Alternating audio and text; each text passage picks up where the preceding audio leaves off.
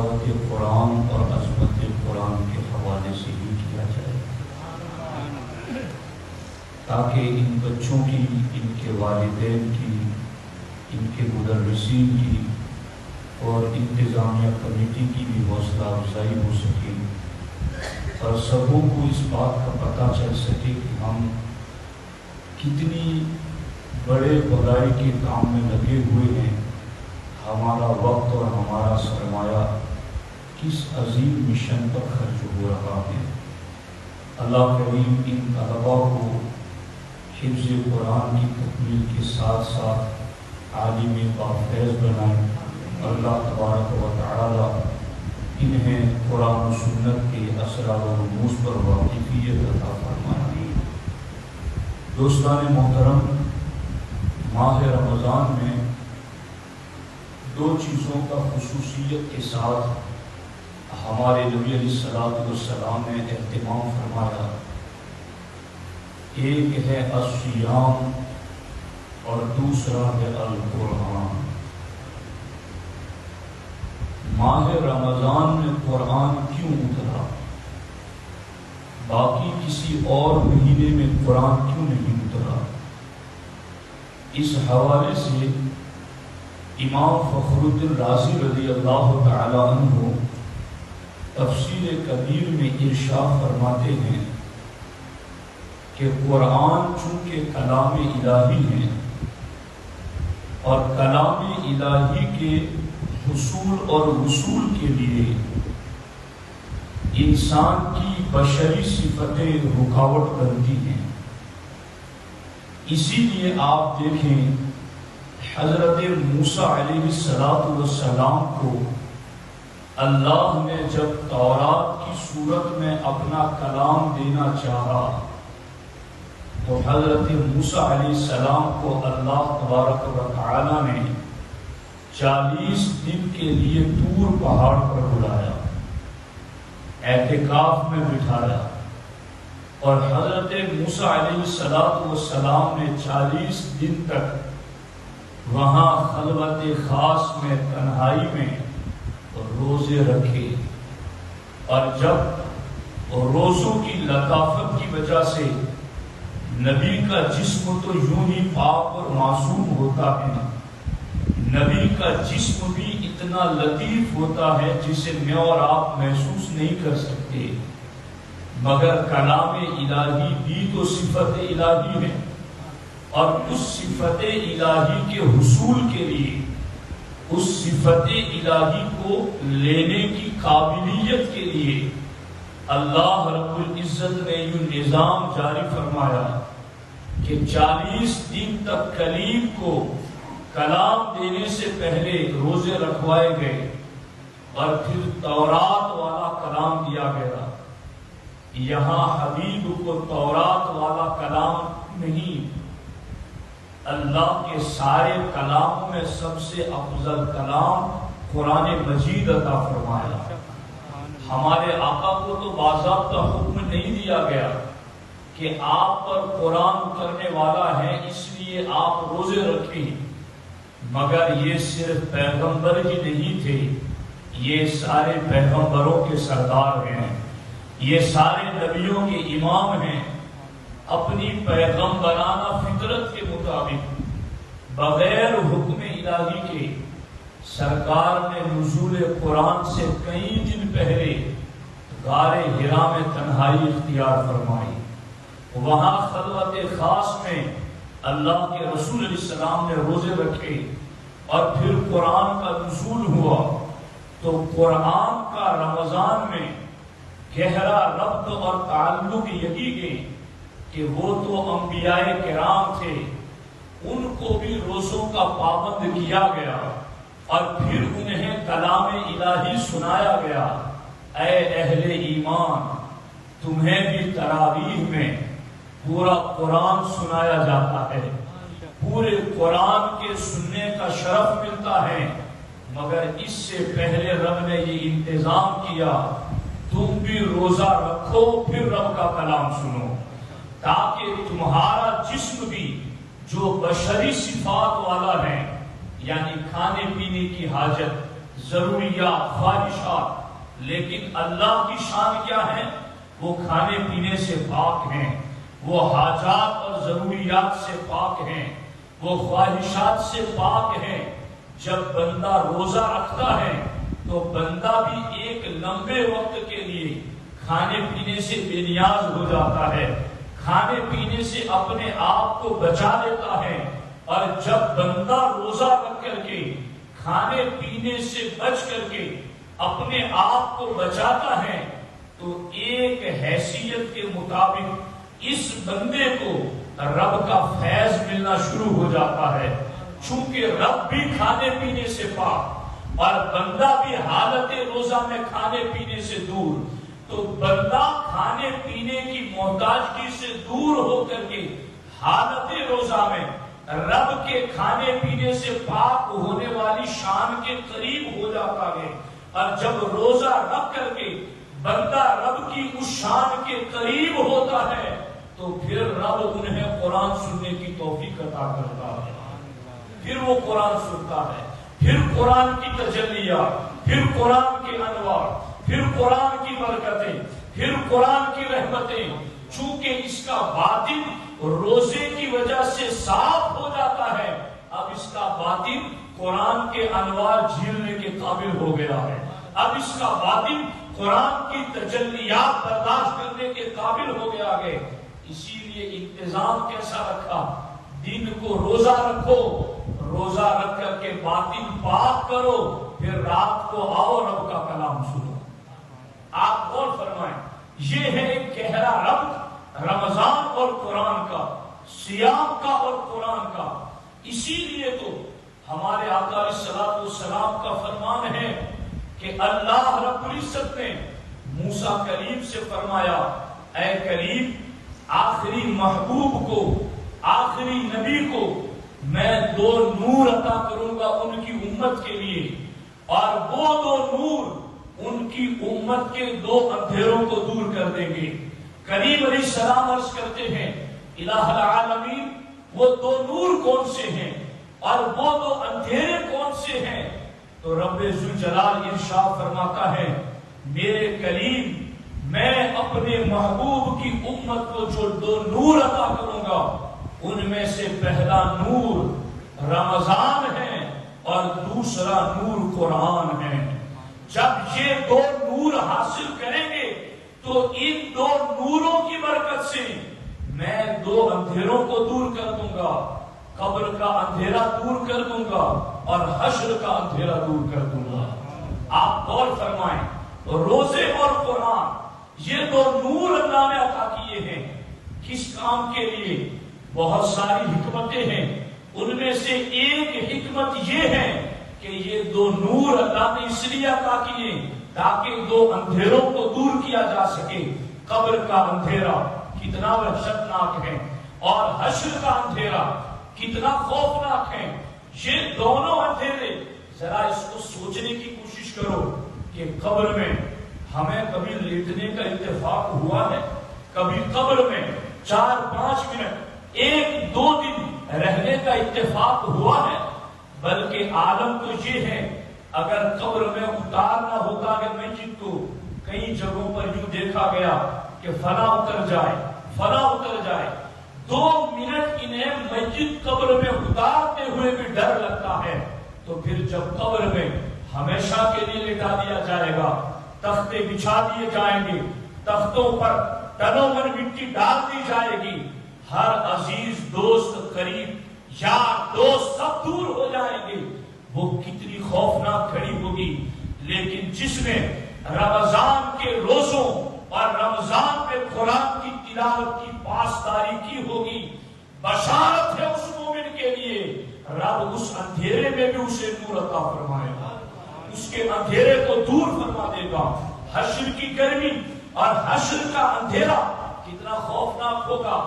آپ نے سنا ہوگا کہ قیامت کے دن سورج سوانے کے قریب ہوگا، بس سروں کے قریب ہوگا، اور آج سورج کئی بلندی پر ہے لیکن آج سورج کی پیٹھ زمین کی طرف ہے، سورج کا چہرہ زمین کی طرف نہیں، مگر قیامت کے دن سورج کا چہرہ زمین کی طرف ہوگا اور پھر وہ سروں کے قریب آ جائے گا.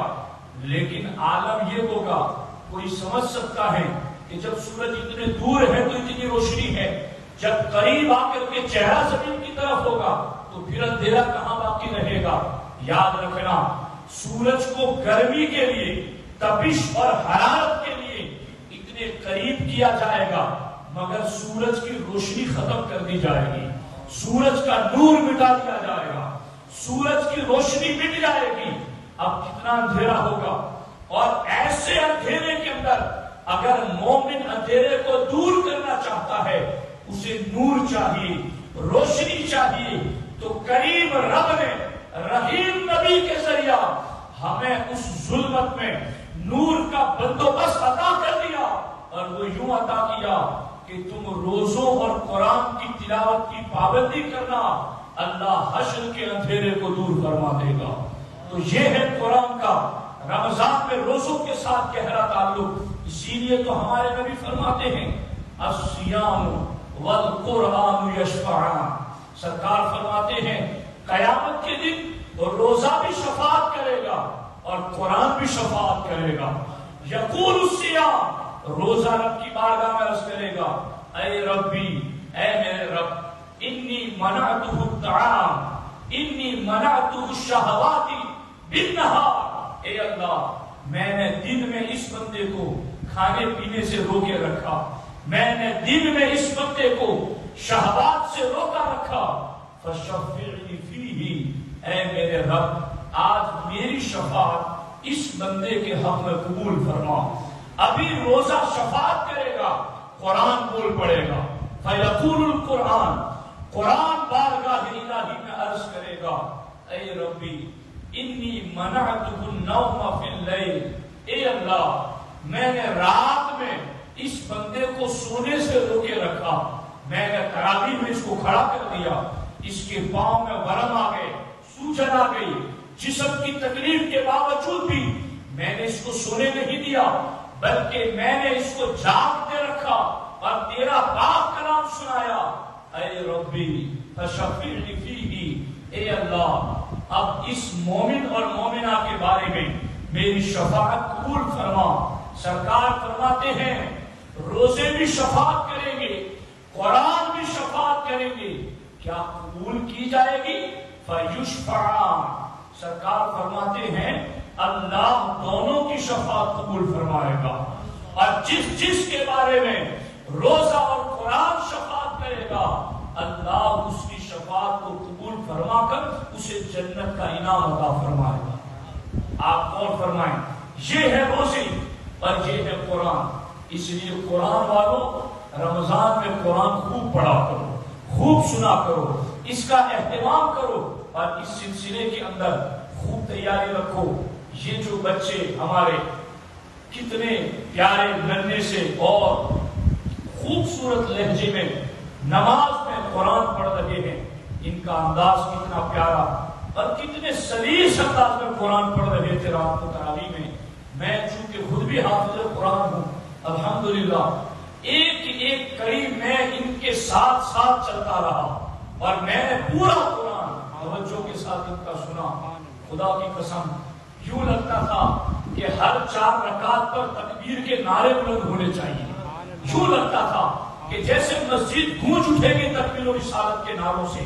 الحمدللہ یہ کس قدر زیادہ بڑا کام ہے اور کتنی رحمتیں ہیں اس کے اندر. اور جن بچوں کے والدین نے انہیں پڑھایا، جن اساتذہ نے انہیں پڑھایا، جس انتظامیہ کمیٹی نے وقت دیا اور جن اہل خیر حضرات نے اپنا سرمایہ لگایا، میں تم سب کے لیے چند حدیثیں سنانا چاہتا ہوں جنہیں سن کر کے تمہارے دلوں کو تسلی ہوگی کہ اللہ نے ہمیں کتنے بڑے خیر کے کام کی توفیق عطا کر دی. غور کرنا، ہمارے نبی علیہ الصلوۃ والسلام ارشاد فرماتے ہیں صحابہ کرام کے مجمع میں، ایکم یحب ان یغدو کل یوم الى بطحان او الى العتیق فیأتی بہ ناقتین. اللہ کے رسول علیہ السلام فرماتے ہیں میرے صحابہ، ایکم یحب ان یغدو کل یوم، تم میں سے کون شخص ہے جو یہ پسند کرتا ہو کہ روزانہ وہ صبح کے وقت الی بطحان، مدینے کے جنگل بطحان کی طرف جائے، او الی العتیق، یا 3 میل کی دوری پر مدینہ طیبہ کے قریب جو عتیق بازار ہے جہاں جانور بیچے جاتے ہیں وہاں جائے، فیاتی بہ بناقتین او کماوین، اللہ کے رسول علیہ السلام فرماتے ہیں کہ وہ روزانہ صبح کو عتیق کے بازار میں جائے یا بطحان جنگل میں جائے اور وہاں سے روزانہ صبح صبح 2 موٹی تازہ اونچی اونٹنیاں لے کر کے آئے، فی غیر اسم ولا قطع رحم، بغیر کسی گناہ کے اونٹنیاں لے کر آئے، بغیر کسی رشتے کو توڑے اونٹنیاں لے کر آئے۔ یعنی آپ غور فرمائیں کہ آج اگر کسی کے گھر کے آگے قیمتی گاڑی پڑی ہوئی ہو تو گاڑی دیکھ کر لوگ اندازہ لگاتے ہیں یہ سرمایہ دار کا گھر ہے۔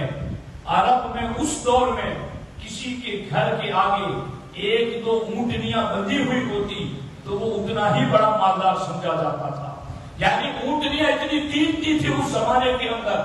اب سرکار فرماتے کہ ایکم یحب ان یغدو کل یوم، ایک دن نہیں روزانہ اس کو 2 اونٹنیاں ملی، اور کتنی محنت کرنی ہے، بس کوئی لمبا فاصلہ بھی نہیں طے کرنا اور کوئی لمبا وقت بھی زیادہ نہیں لگانا، بس چند کلومیٹر کا فاصلہ اور تھوڑا وقت لگے گا، مگر روزانہ جائے اور روزانہ 2 اونٹنیاں اس کو ملے۔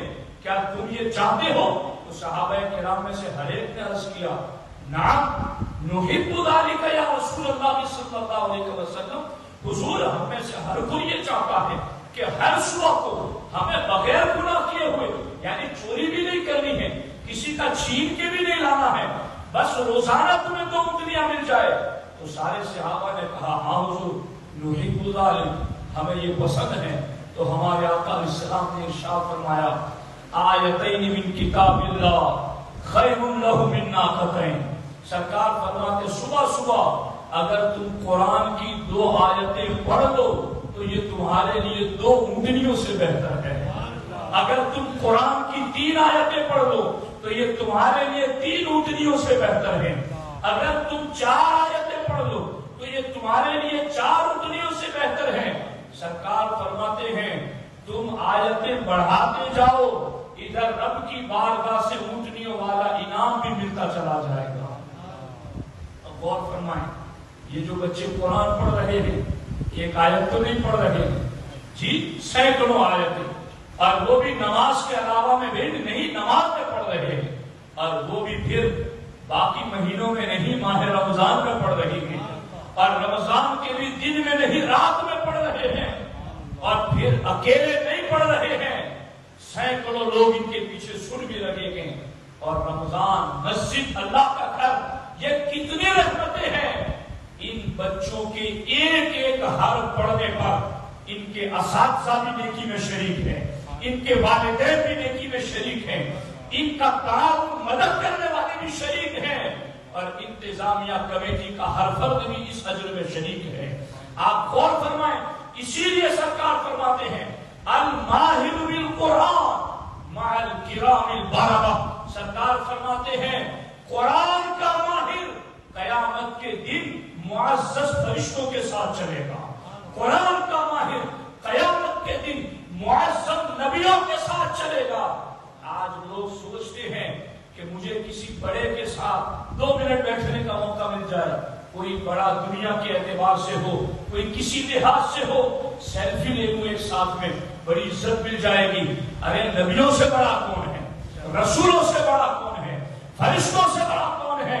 اور قیامت کے دن کی گھڑی میں جب یہ عالم ہوگا یوم یفر المرء من اخیہ وامہ وابیہ وصاحبتہ وبنیہ لکل امرئ منہم یومئذ شأن یغنیہ، رب فرماتا ہے ماں بیٹی سے جدا ہو جائے گی، باپ بیٹے سے جدا ہو جائے گا، لکل امرئ منہم یومئذ شأن یغنیہ، ہر ایک کو اپنی اپنی فکر ہوگی۔ جب ہر ایک کو اپنی اپنی فکر ہوگی تب حافظ قرآن اور عالم قرآن وہ چلے گا تو نبیوں کے ساتھ چلے گا، وہ چلے گا تو رسولوں کے ساتھ چلے گا، وہ چلے گا تو معزز فرشتوں کے ساتھ چلے گا۔ اسی لیے اس قرآن کی برکتوں سے مرتبے بھی بڑے بلند ہوتے ہیں۔ ہمارے آقا علیہ السلام ارشاد فرماتے ہیں ان اللہ تعالی یرفع بہذا الکتاب اقواما ویضع بہ آخرین۔ سرکار فرماتے ہیں اللہ اسی قرآن کی وجہ سے کئی قوموں کو بلندی عطا فرمائے گا، اور کئی قوموں کو اسی قرآن کی وجہ سے اللہ گرا دے گا، ذلیل کر دے گا۔ کیا مطلب ہے اس کا؟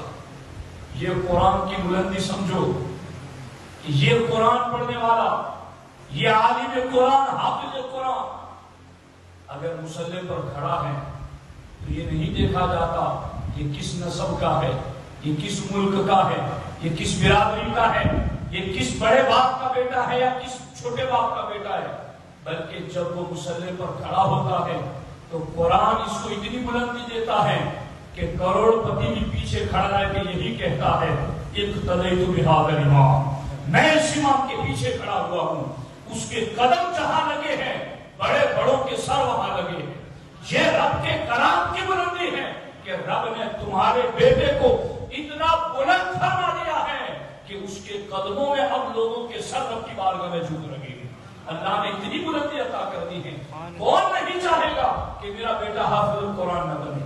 اور کل تو والدین کے جذبات ہی کچھ الگ رہے ہوں گے جب انہوں نے اپنے بیٹوں کا قرآن سنا ہوگا اور سننے کے حوالے سے سنا ہوگا تو یقیناً ان کے بھی جذبات میں بڑی پختگی آئی ہوگی اور ان کے لیے بھی بڑی بشارتیں ہیں۔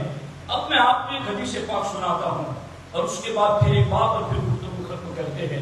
توجہ سے سننا اس بات، مشکات میں یہ حدیث پاک موجود ہے۔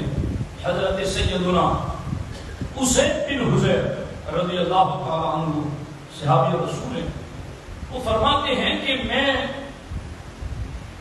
رات کو اپنے گھر بیٹھ کر قرآن کی تلاوت کر رہا تھا اور سورۃ البقرہ شریف پڑھ رہا تھا۔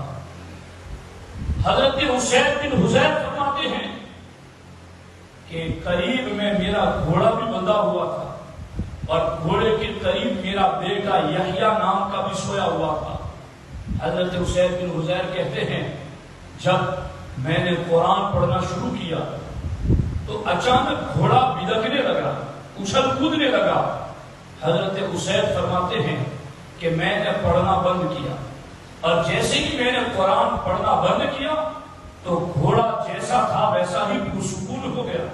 تو میں نے کہا کہ چلو کوئی بات نہیں، پھر میں نے قرآن پڑھنا شروع کیا، مگر جیسے پھر میں نے قرآن شروع کیا پھر گھوڑا بدکنے لگا، اچھل کودنے لگا۔ میں نے پھر قرآن پڑھنا بند کیا تو پھر گھوڑا پرسکون ہو گیا، پھر پڑھا میں نے قرآن، پھر اچھل کودنے لگا۔ حضرت اسید بن حضیر رضی اللہ تعالیٰ عنہ فرماتے ہیں مجھے لگا کہ میرا بیٹا بھی ساتھ میں سویا ہوا ہے، یہ گھوڑا کہیں میرے بیٹے کو تکلیف نہ پہنچا دے، تو اس لیے وہ اپنے بیٹے کے پاس آئے۔ فلما اخرہ، حضرت اسید بن حضیر کہتے ہیں کہ میں نے اپنے بیٹے کو سائڈ پہ کیا اور جیسے کہ میں نے بیٹے کو گھوڑے سے تھوڑا دور کیا تو میری نظر فرفع راسہ الی السماء، میری نظر آسمان کی طرف گئی تو میں نے کیا دیکھا کہ آسمان سے میرے گھر تک ایک گول دائرہ بنا ہوا ہے اور اس دائرے میں ایسا لگ رہا ہے جیسے چراغ جل رہے ہیں، جیسے بلب جل رہے ہیں، پورا گول دائرہ، گول نور کا ہارا، اس نے آسمان سے لے کر گھر تک میرے گھر کو گھیر رکھا ہے۔ اور میں نے اس میں کیا دیکھا؟ فیہا امثال المصابیح، اس کے اندر مجھے چراغ لگے کہ یہ چراغ روشن ہے۔ حضرت اسید بن حضیر کہتے ہیں مجھے پتا نہ چلا کہ یہ کیا ہے۔ میں صبح صبح بارگاہ رسالت میں حاضر ہوا اور سرکار کو سارا قصہ سنایا۔ حضور رات کو قرآن پڑھ رہا تھا تو یوں ہوا۔ اب سرکار فرماتے ہیں تدری ما ذالک، کیا تو جانتا ہے وہ کیا تھا؟ حضرت اسید بن حضیر صحابی رسول تھے، انہوں نے یہ نہیں کہا کہ حضور آپ کیسے بتائیں گے کہ وہاں کیا تھا، جبکہ میں دیکھنے والا نہیں نہیں جانتا تھا کہ کیا تھا.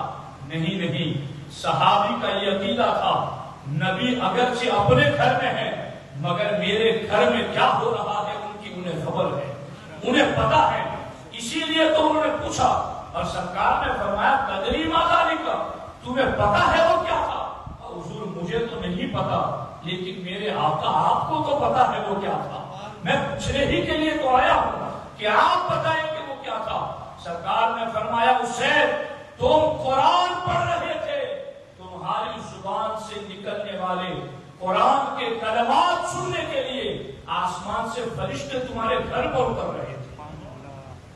بہت فرمایا کہ جب ہم مسجد میں رمضان میں قرآن پڑھے، گھروں میں قرآن پڑھے، بچے ہمارے حافظ قرآن تراویح میں قرآن پڑھے تو کتنی برکتیں ہوں گی، کس قدر گھروں میں رحمتوں کا نزول ہوگا. اس لیے اب ایک آخری بات یہ بھی سنو، گجرات کی سرزمین پر جو ہمارا گجرات ہے وہاں سلطان محمود اول ہجری سن 9 میں وہ وہاں کے بادشاہ اور تراویح پڑھی جا رہی تھی رمضان میں قرآن کی.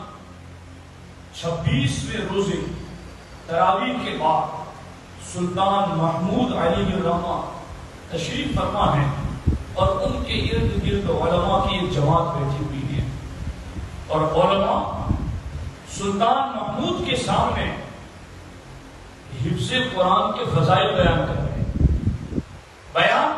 ہیں کہ اگر کوئی حافظ قرآن ہے تو قیامت کے دن اللہ تبارک و تعالی اس حافظ قرآن کو اور اس کے ماں باپ کو عرش کا ٹھنڈا سایہ عطا فرمائے گا اور اللہ اس حافظ قرآن کو اور اس کے ماں باپ کو ایسا نورانی تاج عطا کرے گا کہ جس کے سامنے سورج کی روشنی بھی ماند پڑ جائے، ایسا اللہ انعام عطا فرمائے گا. تو سلطان محمود نے اس محفل میں کہا مجھے یہ شرف کیسے ملے گا، میری اولاد میں سے تو ایک بھی حافظ قرآن نہیں، تو کاش کہ میری اولاد میں سے بھی کوئی ایک حافظ قرآن ہوتا. جب سلطان محمود نے محفل میں یہ بات کی تو اسی محفل میں ان کا بیٹا بھی بیٹھا تھا خلیل خان.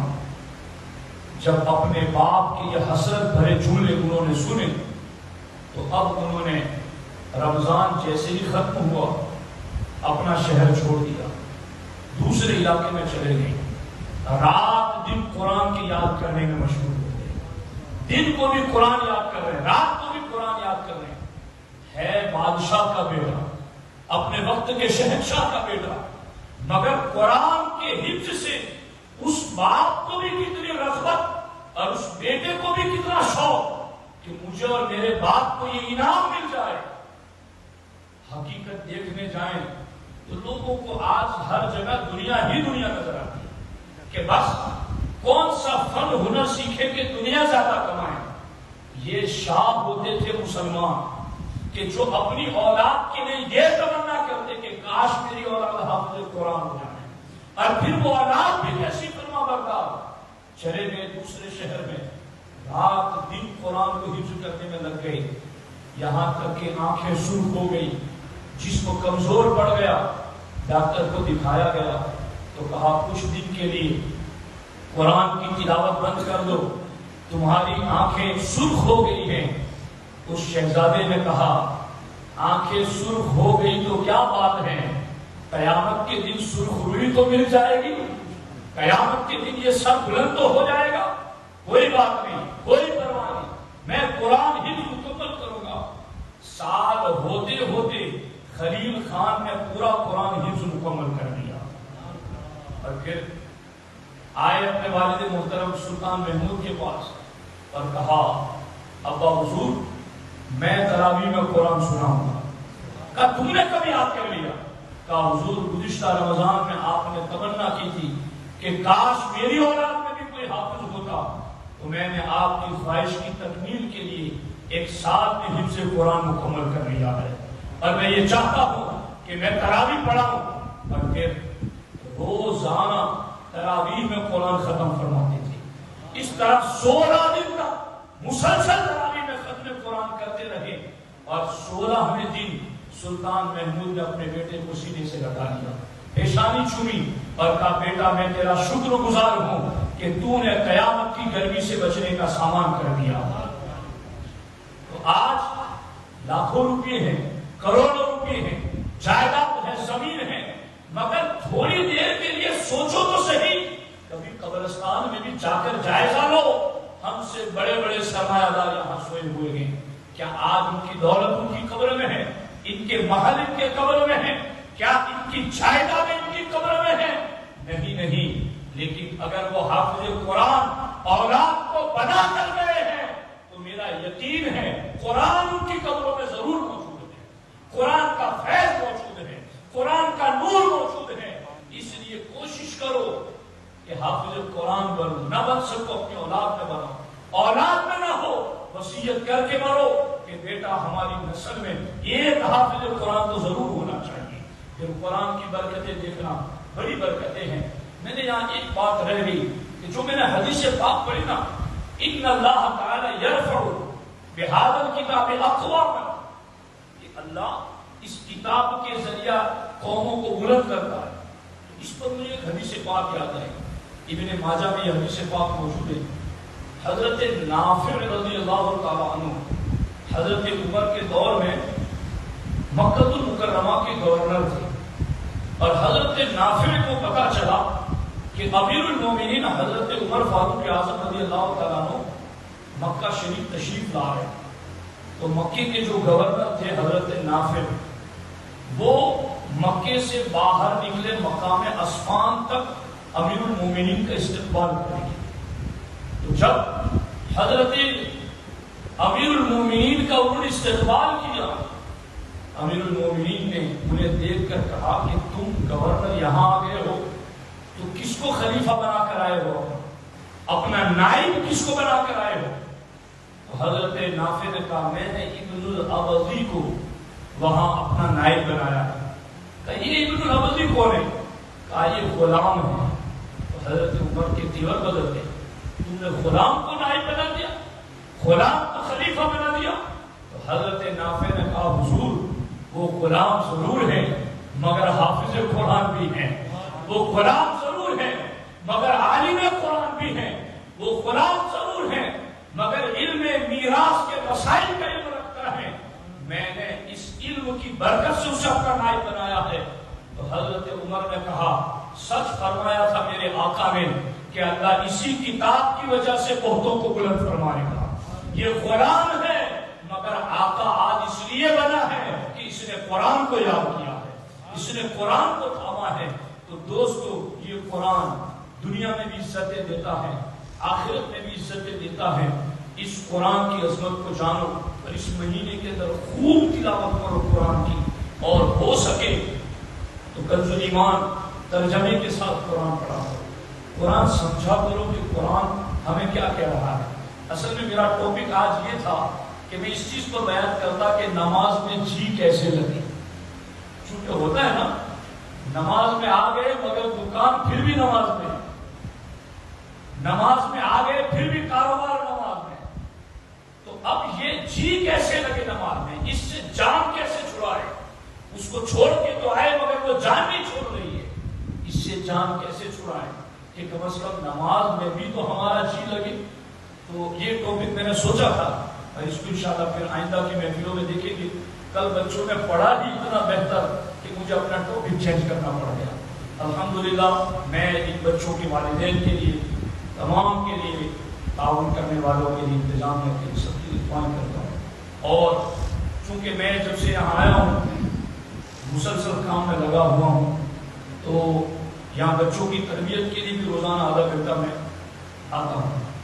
और आगे मैंने हमारे हाफिज फैजान साहब से मशवरे की, भाई ये बच्चे अब हाफिज तो बन जाएंगे मगर फिर उसके बाद क्या? चूंकि हमने गुजरात में ये भी देखा है कि हिफ्ज करने के बाद फिर वो राह छोड़ देते, चूंकि उनके सामने कोई ऑप्शन नहीं होता है। अब ऑप्शन क्यों नहीं होता है, ये भी एक काबिल तवज्जो बात है। इसलिए साथियों कि हमने इल्म कुरान, इल्म दीन की वो कदर नहीं की जो करनी चाहिए। हमारे यहाँ एक डॉक्टर, इंजीनियर, मास्टर طلاق کی، اس کی جو تنخواہ ہوتی ہے اس سے 4 5 نہیں 10 گنا زیادہ کم حفظ پڑھانے والے کی تنخواہ، اس سے کئی گنا زیادہ کم عالم دین کی تنخواہ۔ یہ ساری چیزیں جب ماں باپ دیکھتے ہیں تو وہ اپنی اولاد کے فیوچر کے اعتبار سے سمجھتے ہیں کہ اگر ان کو چلو ہم نے برکت کے لیے حافظ کو بنا لیا ہے، مگر اب اگر ان کو اسی لائن میں رکھیں گے تو ان کا گزارا کیسے ہوگا؟ تو ساتھیوں، کیا ایسا نہیں ہو سکتا ہے کہ ہم جہاں دنیاوی اسکول میں دنیا کے لوگوں کے لکھی ہوئی کتابیں پڑھانے والے کو لوگ بڑی بڑی تنخواہیں دیتے ہیں، تو ہم اللہ کا کلام پڑھانے والے کو اچھی تنخواہ دیں، ہم اللہ کا کلام سمجھانے والے کو اچھی تنخواہ دیں، تاکہ آج ان کے والدین بھی یہ سوچنے کے لیے تیار ہو جائے، اپنے آپ کو تیار کر لیں کوئی بات نہیں، ہمارا بیٹا حافظ بن کے عالم بنے گا تو اس کا فیوچر خطرے میں نہیں ہے، بلکہ اس کا فیوچر بہتر طریقے پر ہی گزرے گا۔ اس کے لیے ہمیں کرنا کیا پڑے گا؟ ہمارا مدرسہ چشتیہ اشرفیہ آپ کے سامنے ہے، اور اس کی پروڈکٹ بھی آپ کے سامنے ہے، اس کی محنت بھی آپ کے سامنے ہے۔ میں جس کے پاس جاتا ہوں ہر کوئی مدرسے کی تعلیم کی خوبیوں بیان کرتا ہے کہ تعلیم بہت بہتر ہو رہی ہے، مگر ہمارا کام بس اتنا نہیں ہے، اس تعلیم کو اور آگے لے جانا۔ یہ جو میری تمنا ہے، میری درخواست ہے ان بچوں سے، ان کے والدین سے، کہ یہ بچے آج انہوں نے قرآن زبانی یاد کر لیا ہے، کوشش کرو کہ یہ بچے قرآن کو سمجھنے بھی لگ جائے، قرآن کے علوم بھی جان جائے کہ یہ قرآن میں کیا ہے اور کیا نہیں ہے۔ بفضل تعالیٰ قرآن کا بڑا حصہ وہ ہے کہ جب میں تراویح سنتا ہوں تو میں سمجھتے ہوئے چلتا ہوں کہ کیا بات چل رہی ہے، کیا بات ہو رہی ہے، کون سا مسئلہ ہے اور کس زمانے کی بات ہو رہی ہے۔ یہ سارا کچھ تب ہوگا جب حافظ قرآن کے بعد بچہ عالم دین بھی بن جائے۔ اس لیے میری کمیٹی حضرات سے بھی درخواست ہے کہ یہ لوگ بھی کوشش کریں، انتظام کریں، محنت کریں کہ یہ بچے حفظ کے بعد مدرسہ چھوڑ کے چلے نہ جائیں، بلکہ ان کو پکڑ کے رکھیں، ان کو عالم دین بنائیں، ان کو سنواریں، ان کو خوبصورت بنائیں۔ اور کل ایسا ہو کہ جس کرسی پر بیٹھ کے میں بیان کر رہا ہوں، کل ہمارا بچہ یہاں بیٹھ کے بیان کرے اور ہماری تعلیم ہمارے بچے ہم تک پہنچائے تو وہ منظر کتنا خوبصورت ہوگا۔ اگر آپ وہ قرآن پڑھتے ہیں تو ہمیں اتنا اچھا لگتا ہے، کل وہ قرآن کی تعلیم ہم تک پہنچائیں گے تو کتنا اچھا لگے گا۔ اس کے لیے آپ کو اس مدرسے کا تعاون کرنا ہے، بھرپور لحاظ رکھنا ہے، اور انتظامیہ کمیٹی بھی اپنے عزائم، اپنے حوصلے اور اپنے منصوبے پکے رکھے، اور بچے اور ان کے والدین بھی اپنی نیتیں صاف رکھیں اور نیتیں بلند رکھیں۔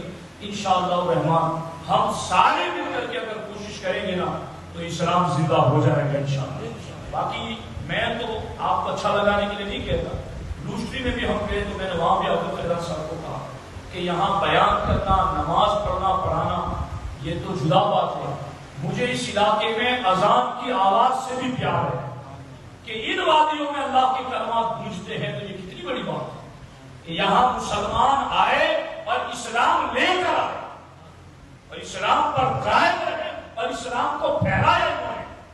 یقیناً جس نے پہلی اینٹ رکھی وہ جتنا بھی آگے چلتا چلا جائے گا اجر و ثواب سے وہ محروم نہیں رہے گا، بلکہ جتنوں کو بعد میں اجر ملے گا پہلے والے کو بھی اتنا ہی اجر اللہ عطا فرمائے گا۔ اس لیے پیچھے نہ رہیں، دین کے معاملے میں مزید آگے بڑھے، کوششیں کریں، ہر شخص اپنے اعتبار سے جس سے جو بھی ہو سکے۔ میں نے ایسے درجنوں واقعات پر احادیث پڑھی ہے کہ کسی نے اتنا چھوٹا کام اللہ کی رضا کے لیے، علم دین کے لیے کر دیا، اللہ نے بس اسی کو اس کی بخشش کا ذریعہ بنا دیا۔ تو ایسے کام ڈھونڈا کریں کہ ہمیں کیا موقع ملے، پوچھا کریں کہ ہمیں کوئی کام سونپو۔ یہ ساتھی ہیں، یہ محنت کر رہے ہیں، وقت دے رہے ہیں، ان کا حوصلہ بڑھاؤ اور ان کے ساتھ مل کر قدم بہ قدم علم دین کے فروغ کے لیے ہم سب کو کوشش کرنی ہے۔ اللہ کریم کی بارگاہ میں دعا ہے رب الجلال مجھے آپ کو سب کو ان سنی ہوئی باتوں پر عمل کی توفیق عطا فرمائے۔ السلام علیکم ورحمۃ اللہ وبرکاتہ۔